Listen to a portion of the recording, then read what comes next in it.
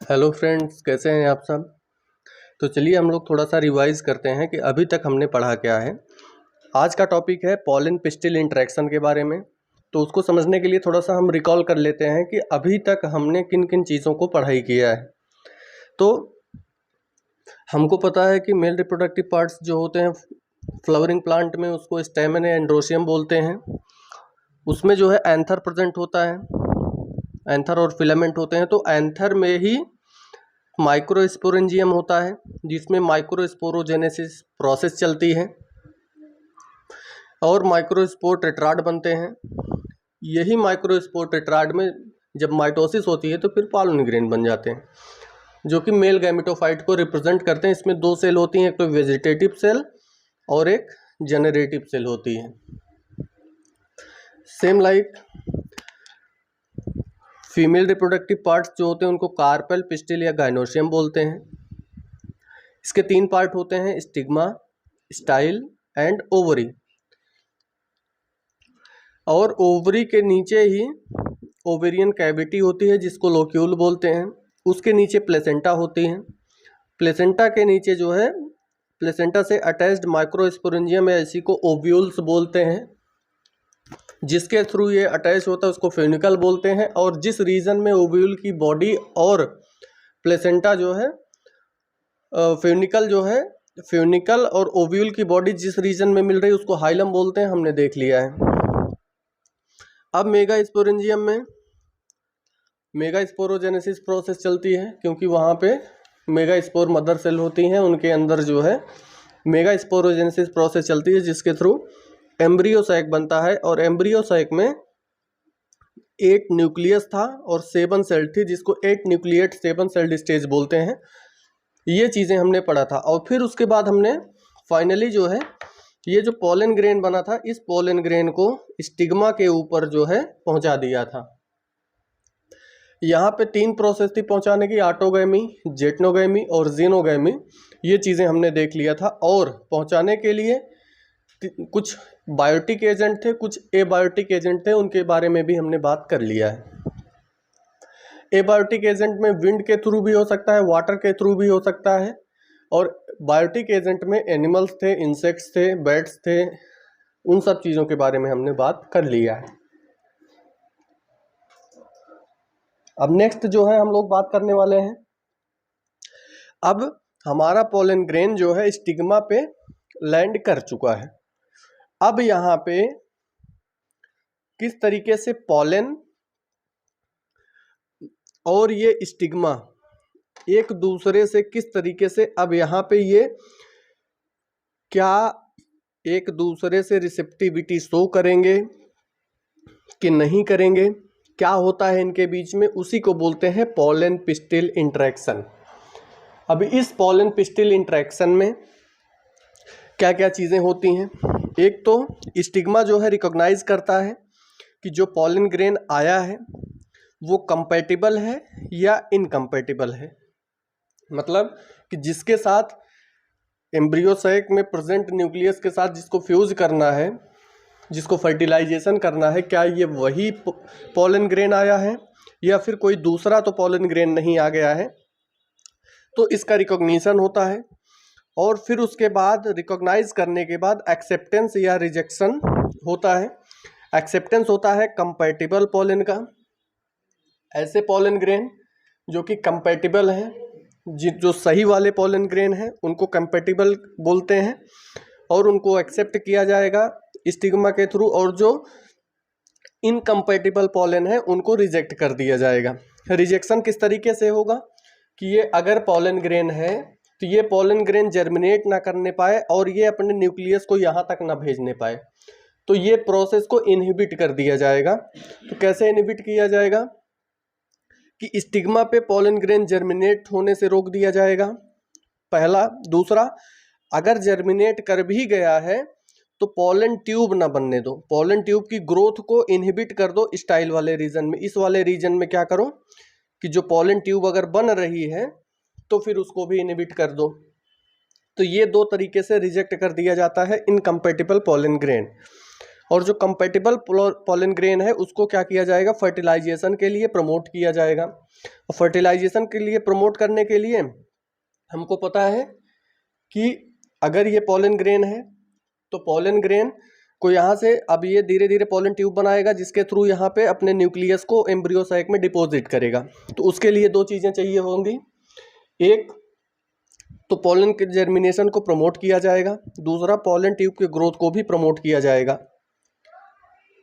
तो अगर एक्सेप्ट किया जाता है तो इन दोनों प्रोसेसेस को प्रमोट किया जाएगा, और अगर रिजेक्ट किया जाता है तो इन्हीं दोनों प्रोसेस को इनहिबिट कर दिया जाएगा। अब ये जो पॉलन पिस्टिल का इंटरेक्शन है ये कहाँ से कहाँ तक की प्रोसेस को कंसीडर किया जाता है, थोड़ा सा उसके बारे में हम लोग देख लेते हैं। जब पॉलन ग्रेन स्टिग्मा पे डिपॉजिट हुआ तब से लेकर के पॉलन ट्यूब जब तक ओव्यूल्स में या एम्ब्रियो सैक में जो है इंटर नहीं कर जाता है तब तक की प्रोसेस को बोला जाता है पॉलन पिस्टिल इंटरेक्शन बोला जाता है। अब जब पॉलन जर्मिनेशन हम ये मान के चल रहे हैं कि कंपैटिबल पॉलन ग्रेन है और ये पॉलन ग्रेन के साथ जो है एम्ब्रियो सैक में जाकर के अपने न्यूक्लियस को डिपॉजिट करेगा और वहाँ पे जाके फर्टिलाइजेशन प्रोसेस डन होगी। तो इसके लिए हमने प्रीवियस लेक्चर में पढ़ा था, अगर आपने वो वीडियो नहीं देखा है तो एक बार जा करके वो सारे वीडियोस जो है जहाँ पे हमने मेल फीमेल गैमीट को डिस्कस किया था, मेगा स्पोर और माइक्रो स्पोर प्रोसेस को डिस्कस किया था, उसके बाद पॉलिनेशन, फिर एजेंट्स ऑफ पॉलिनेशन वाले टॉपिक को जरूर आप लोग जाके देख लीजिएगा। सेपरेट वीडियो इसीलिए बना रहा हूँ कि आपको हर एक लाइन का मतलब पता चल पाए, हर एक प्रोसेस के बारे में पता चल पाए, ताकि आपसे आने वाले एग्जाम्स में कोई भी क्वेश्चन आपसे छूटे ना। तो मेन मोटो यही है, तो आप लोग वो वीडियो जा करके जरूर देख लीजिए। और वहाँ पे हमने एक बात किया था, जब पॉलन ग्रेन बन रहा था तो पॉलन ग्रेन हमने देखा था कि बहुत सारे केसेस में क्या होता है, मोस्ट ऑफ द केसेस में जनरली हमको देखने को मिलता है कि टू सेल्ड कंडीशन होती है, जिसमें एक वेजिटेटिव सेल होती है, एक जनरेटिव सेल होती है, और यही जनरेटिव सेल क्या करती है, दो मेल गैमीट को प्रोड्यूस करती है। लेकिन बहुत सारे केसेस ऐसे थे, एग्जाम्पल्स के साथ हमने डिस्कस किया था, तो आप लोग कमेंट बॉक्स में जाकर के बताइए कि 3 सेल्ड स्टेज किन किन जगहों पे पाया जाता है पॉलन में। पॉलन ग्रेन 3 सेल्ड स्टेज भी हो सकता है, जिसमें एक वेजिटेटिव सेल होगी और एक जनरेटिव सेल होगी। यही जो जनरेटिव सेल है ये दो मेल गैमीट को, जब ये पॉलन जर्मिनेशन स्टार्ट हो रहा है, पॉलन ट्यूब का फॉर्मेशन हो रहा है, उसी टाइम पे ये डिवाइड करके क्या करती है, दो मेल गैमीट को बना देती है। तो अब जो है मान लो कि हम मान के चल रहे हैं 2 सेल्ड कंडीशन है, क्योंकि ये जनरल कंडीशन है। अब यहाँ पे सेफली जो है यहाँ पे पॉलन ग्रेन लैंड हो चुका है स्टिग्मा के ऊपर। अब यहाँ से पॉलन ग्रेन का जर्मिनेशन स्टार्ट होगा, जर्मिनेशन होगा तो पॉलन ट्यूब का फॉर्मेशन होगा। पॉलन ट्यूब कहाँ से बनेगी, पॉलन ट्यूब बनेगी वो जो हमने पॉलन ग्रेन में डिस्कस किया था, तो एग्जाइन एक लेयर डिस्कस किया था जो कि स्पोरोपोलिन की बनी हुई थी। उस जहाँ स्पोरोपोलिन प्रेजेंट नहीं था वहाँ पे जर्म पोर्स प्रेजेंट है, वहीं जर्म पोर्स से क्या होगा, पॉलन ट्यूब का फॉर्मेशन होगा आफ्टर द पॉलन जर्मिनेशन। अब वहाँ से क्या हुआ, धीरे धीरे पॉलन ट्यूब बन रही है, पॉलन ट्यूब आएगी और यहाँ पे हमने डिस्कस किया था कि ये दोनों सेल जो होती हैं इनको सिनर्जिड्स बोलते हैं, और जो मिडल वाली सेल है माइक्रोपाइलर एंड पे, इसको एक सेल बोलते हैं। तो सिनर्जिड्स में क्या था, बहुत सारा फिलीफॉर्म अपरेटस था। अब जबकि पॉलन ग्रेन यहाँ से पॉलन ट्यूब आ रहा है तो उसको जाना कहाँ पे है, तो वो पॉलन ग्रेन को गाइड करने का काम करते हैं ये फिलीफॉर्म अपरेटस जो कि प्रेजेंट है सिनर्जिड्स में। अब यही किसी एक सिनर्जिड में, दोनों सिनर्जिड से किसी एक सिनर्जिड में जो है जाकर के ये पॉलन ट्यूब इंटर कर जाएगी, उसके बाद की प्रोसेस को बोलते हैं फर्टिलाइजेशन। तो अब हम लोग फर्टिलाइजेशन के बारे में बात कर लेते हैं, जहाँ से बहुत सारे क्वेश्चंस बने हैं नीट में। अप्रॉक्सीमेटली 10 to 15 क्वेश्चंस बने हैं और हर साल यहाँ से क्वेश्चन पूछे जाते हैं, इस बार भी पूछा जाएगा।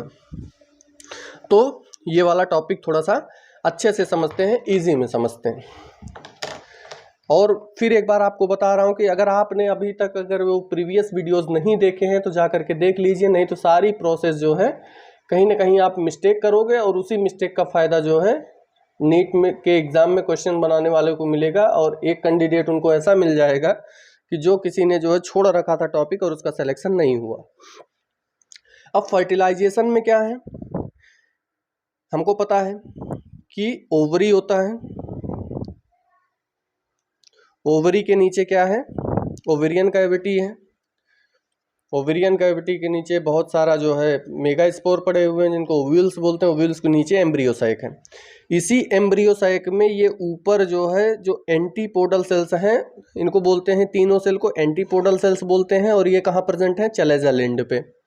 और ये नीचे साइड को बोलते हैं माइक्रोपाइलर एंड। और यहाँ पे जो है दो सिनर्जिड्स हैं, दो सेल को सिनर्जिड बोलते हैं। और ये जो मिडल वाला सेल है इसको बोलते हैं एग सेल। ये दोनों जो है इनको सिनर्जिड्स बोला जाता है और मिडल वाली सेल को एग सेल बोला जाता है। एग सेल में एक न्यूक्लियस है और यहाँ पे जो है दो पोलर न्यूक्लियाई होते हैं जो कि सेंट्रल सेल में होते हैं। ये टिपिकल एंजियोस्पर्म का एक एम्ब्रियोसैक का स्ट्रक्चर इतना है।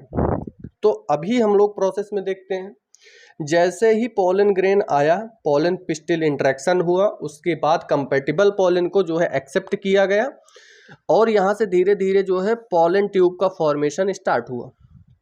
पोलन ट्यूब बनती जा रही है। तो यहाँ पे अब जो है जर्म सेल्स क्या करेंगे, इनमें दो सेल हैं, एक तो वेजिटेटिव सेल, एक तो जनरेटिव सेल। अब जनरेटिव सेल क्या करेगी, डिवाइड होकर के दो न्यूक्लियस बनाएगी। और यहाँ चूंकि फिलीफॉर्म ऑपरेटस प्रेजेंट है सिनर्जिड्स में, तो यहाँ पे जा करके पोलन ट्यूब घुस जाएगी और उसके बाद एक न्यूक्लियस जो है, अब न्यूक्लियस का डिपोजिशन होगा तो ये दोनों न्यूक्लियस यहाँ एम्ब्रियोसाइक में भेज दिए जाएंगे। एक न्यूक्लियस जो है इस एग सेल के साथ फ्यूज कर जाएगा और ये दूसरा न्यूक्लियस जा करके सेंट्रल सेल के पोलर न्यूक्लियाई से फ्यूज कर जाएगा। तो अगर हम इसको थोड़ा सा और अच्छे से देखें सिंपल वे में, तो क्या बोल सकते हैं कि मेल न्यूक्लियस या पोलन न्यूक्लियस में दो न्यूक्लियस होते हैं। एक न्यूक्लियस क्या किया, एक सेल के न्यूक्लियस से फ्यूज कर गया, तो ये कंडीशन हुई जिसको बोलते हैं 2n। और दूसरा न्यूक्लियस जाके सेंट्रल सेल के न्यूक्लियस से फ्यूज किया जिसको से पोलर न्यूक्लियस बोलते हैं, तो ये कंडीशन हुआ। तो इसको बोलते हैं 2n कंडीशन, इसको बोलते हैं 3n कंडीशन। अब 2n कंडीशन, जब पोलन ग्रेन का एक न्यूक्लियस एक सेल के न्यूक्लियस से फ्यूज करता है और जाइगोट बनता है, तो उसको बोलते हैं सिनगैमी, ध्यान दीजिएगा। और जब पोलन ग्रेन का न्यूक्लियस, दूसरा वाला न्यूक्लियस जब जाके सेंट्रल सेल के न्यूक्लियस से, जिसको पोलर न्यूक्लियाई बोलते हैं, उससे फ्यूज करता है, तो उसको बोलते हैं प्राइमरी एंडोस्पर्म न्यूक्लियस। चूंकि दो न्यूक्लियस तो पहले से ही प्रेजेंट थे, दो पोलर न्यूक्लियाई, एक और आ गया तो 3n हो गया, तो इसको बोलते हैं प्राइमरी एंडोस्पर्म न्यूक्लियस, जो कि क्या करता है, अब ये जो जाइगोट बना है, इस जाइगोट के डेवलपमेंट में न्यूट्रिशन प्रोवाइड करने का काम करता है। अब चूंकि यहाँ पे सिनगैमी हुआ है, तो सिनगैमी के आफ्टर क्या बनेगा, जाइगोट। और यहाँ पे क्या हुआ है, ट्रिपल फ्यूजन, तीन न्यूक्लियस का फ्यूजन हुआ है। तो सिनगैमी और ट्रिपल फ्यूजन, ये दोनों प्रोसेसेस कहाँ पे हो रही हैं, दोनों प्रोसेसेस जो है एम्ब्रियोसाइक में हो रही हैं। तो इसीलिए इसको बोलते हैं double fertilisation triple fusion. Triple यहाँ पे फ्यूजन हो रहा है और यहाँ पे डबल फर्टिलाइजेशन, दो जगह फर्टिलाइजेशन और एक जगह पे ट्रिपल फ्यूजन, तीन न्यूक्लियस फ्यूज कर रहे हैं, तो इसलिए इसको बोलते हैं डबल फर्टिलाइजेशन ट्रिपल फ्यूजन। अब जो ये जाइगोट बना है,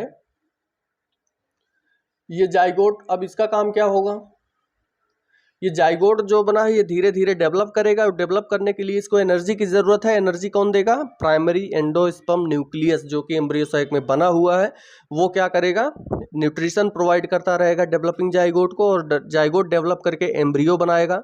एम्ब्रियो बनाने के बाद ग्लोबुलर स्ट्रक्चर बनाएगा, फिर हार्ट शेप स्ट्रक्चर बनाएगा, फिर मेच्योर हो जाएगा। मेच्योर होने के बाद ये जो है एक कंप्लीट प्लांट बनाएगा। और जब प्लांट बनाएगा या फ्लावर बनाएगा, तो उस प्लांट में क्या होंगे, फ्रूट भी होंगे और सीड भी होंगे। तो ये फ्रूट और सीड कहाँ से आते हैं, चूंकि हमको पता है कि यहाँ पे ओवरी थी, तो ये कंप्लीट ओवरी जो है वो फ्रूट में चेंज हो जाएगी। और जो ओव्यूल्स थे उसके अंदर जो जिसको मेगा स्पोरेंजियम बोलते थे हम लोग, प्रीवियस वीडियो एक बार इसीलिए बोल रहा हूँ कि देख लीजिएगा जा करके, ताकि आपको अच्छे से पता चल पाए कि ओवरी कौन किसको बोल रहे हैं हम लोग, ओव्यूल्स किसको बोल रहे हैं, वो सब स्ट्रक्चर ही हैं। और ओव्यूल्स को मेगा स्पोरेंजियम भी बोलते हैं, आपको पता है। तो यही ओव्यूल्स जो है आगे चल के सीड में कन्वर्ट हो जाएंगे। तो कंप्लीट फ्लावर जो है एक हमारा कंप्लीट प्लांट बन के तैयार हो जाएगा। जाइगोट से प्लांट बना और जाइगोट को डेवलप होने के लिए जो न्यूट्रिशन चाहिए था उसको प्राइमरी एंडोस्पर्म न्यूक्लियस ने दिया। और उसके बाद फिर जो है जब प्लांट बना तो उसमें फ्रूट और सीड कौन बनाया? ओवरी ने फ्रूट बना दिया, ओवरी चेंज हो गई फ्रूट में, ओव्यूल्स हो गए सीड में चेंज हो गए। तो आज के लिए इतना ही, बाकी जो है नेक्स्ट में हम देखेंगे पोस्ट फर्टिलाइजेशन इवेंट्स। अब जो फर्टिलाइजेशन हो चुका है उसी चीज़ों में हम लोग देखेंगे कि जाइगोट और प्राइमरी एंडोस्पर्म न्यूक्लियस तो बन गया है, अब इसके बाद किस तरीके से चीज़ें और आगे होती हैं उसके बारे में डिटेल में पढ़ेंगे। तब तक के लिए क्वेश्चंस को सॉल्व करते रहिए, नोट्स बनाते रहिए और चैनल को अगर अभी तक आपने सब्सक्राइब नहीं किया है तो ज़रूर कर लीजिए, क्योंकि यहाँ पे प्रोवाइड किए जाएंगे आपको हर एक टॉपिक से रिलेटेड क्वेश्चंस जो कि प्रीवियस में पूछे गए हैं। और उससे भी ज़्यादा ज़रूरी ये है कि लाइन टू लाइन एक्सप्लेनेशन आपको हर एक टॉपिक का मिलने वाला है क्लास 12th एनसीईआरटी का। 9 to 12th जो है अगर आप तैयारी कर रहे हैं नीट की, अभी से अगर आपने तैयारी करने का सोच लिया है तो 9 से लेकर के 12th तक की एनसीईआरटी में बायोलॉजी में या फिजिक्स में या केमिस्ट्री में जो भी चीज़ें मेंशन्ड है हर एक चीज़ को एक दूसरे 9th में आपने सेल पढ़ा, आपने 2 प्रोसेस पढ़ा, सेल डिवीजन, माइटोसिस, मियोसिस, उसको 10th में देखिए कितना एलेबोरेट किया गया, 11th में उससे ज़्यादा एलेबोरेट किया गया, 12th में और भी हायर लेवल पे एलेबोरेशन किया गया है, डिटेल में समझाया गया है। तो हर एक चीज़ को कहीं पे भी कोई पॉइंट छोड़िए मत, हर चीज़ों को पढ़ते हुए चलना है। इसके लिए आपको लाइन टू लाइन एक्सप्लेनेशन चाहिए, वो मैं दे रहा हूँ, पढ़ना आपका काम है। बाकी जो है मिलते हैं कल के वीडियो में, तब तक के लिए पढ़ते रहें और मुस्कुराते रहें। चलिए मिलते हैं कल, थैंक यू।